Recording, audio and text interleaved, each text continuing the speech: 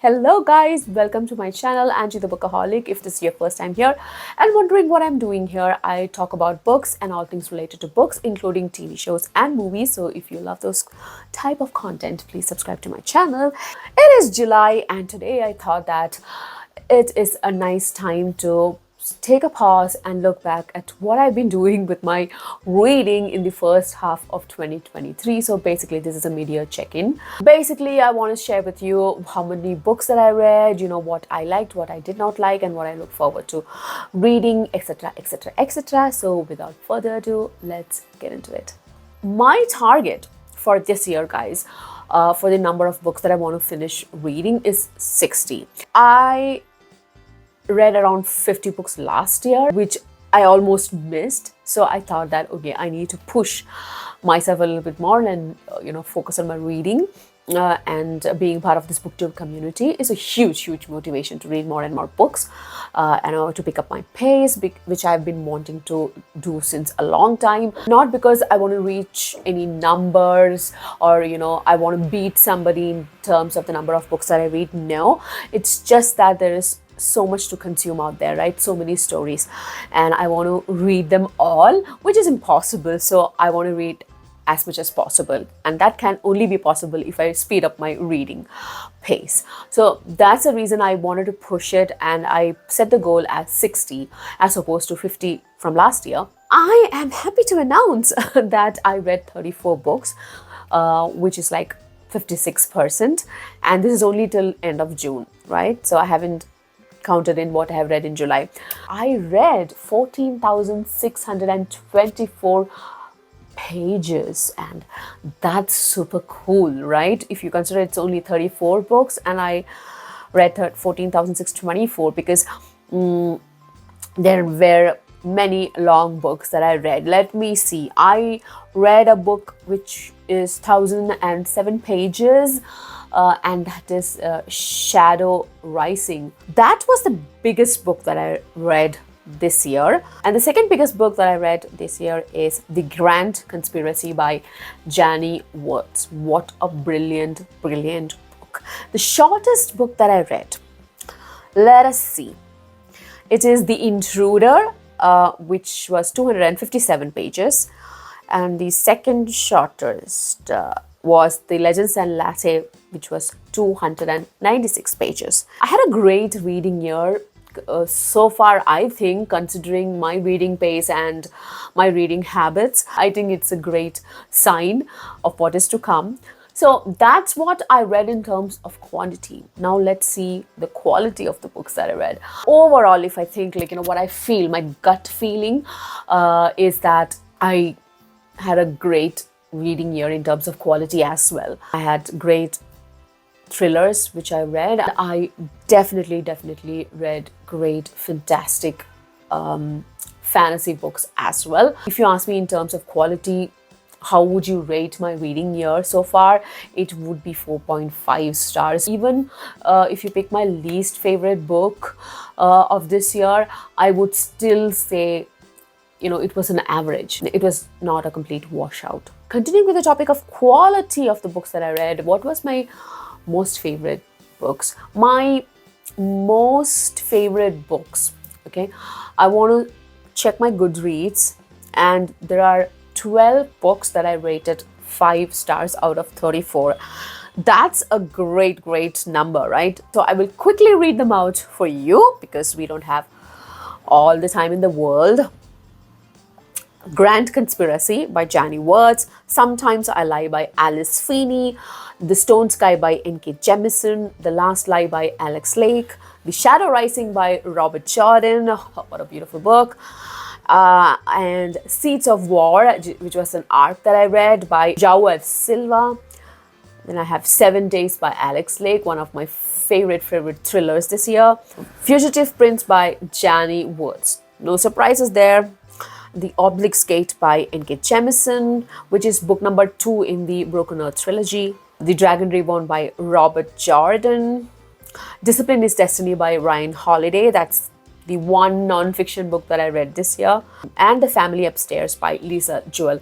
Now, you would have listen to me talking about this book in my wrap-up videos or individual book reviews that I put up on my channel, so go and check them out. Now let us see some of my least favorite books. I don't like picking up least favorites, but we just did most favorites, so why not? So I am going to look at books that I have rated less than 3 stars. So one is The Intruded by Daniel Hurst.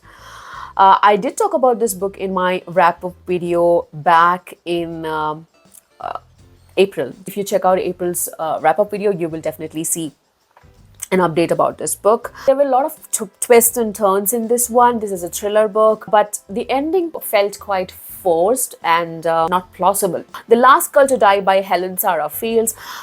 This again, it was all going well until some kind of paranormal, I think, which was unnecessary. Some kind of paranormal element was added, especially towards the end, which was like, what was the necessity of doing that? Unless you're going to follow it up with another book, and it just did not make sense to add it. What was the point? So that's why I rated it low. Oh, it was enjoyable. It was very atmospheric. You did get the feel of being in Scotland. It was so vividly, the ambience was so vividly painted by the author. So I want to give credit where it's due. It was such an immersive experience listening to this book, but definitely the plot lacked. Third and the last book that I rated less than 3 is The Dinner Guest by B.P. Walter. Again, this is a book that I enjoyed reading up until 3/4 of the book. After that, it was just everything downhill, too predictable and kind of a dud. Yeah, 2 stars for The Dinner Guest by B.P. Walter. So those were my least favorite books of 2023. Quickly, I just want to talk about a couple of books that made me cry and made me laugh. One of my favorite books this year is the thriller by Alex Lake called 7 Days. So this is kind of a survival thriller. There is no great mystery as such, because we kind of know the evil guy or the culprit in the beginning, almost in the beginning of the book itself. So there is no great reveal or anything. I think the book was about making us go through this harrowing experience of this woman who was kidnapped and kept in a dungeon for so many years. And that really hits you hard. Really, really does. So it was an emotional ride for me, and there were some scenes written down where she's interacting with her child locked up in this dungeon, both of them in this dungeon. And this kid, he was born in the dungeon, was raised in the dungeon, he's not seen the outside world at all. I'm calling it a dungeon, basically it's a basement. There are obviously a trigger warning for SA and physical abuse and all that, but it's worth the read, guys, because like I said, there was this scene of interaction between this mother and child, and I burst into tears. I was just listening to it and I was washing my dishes or something, and I was like paused for a while, and so that I just can compose myself. But I wasn't successful. I really, really teared up and I cried.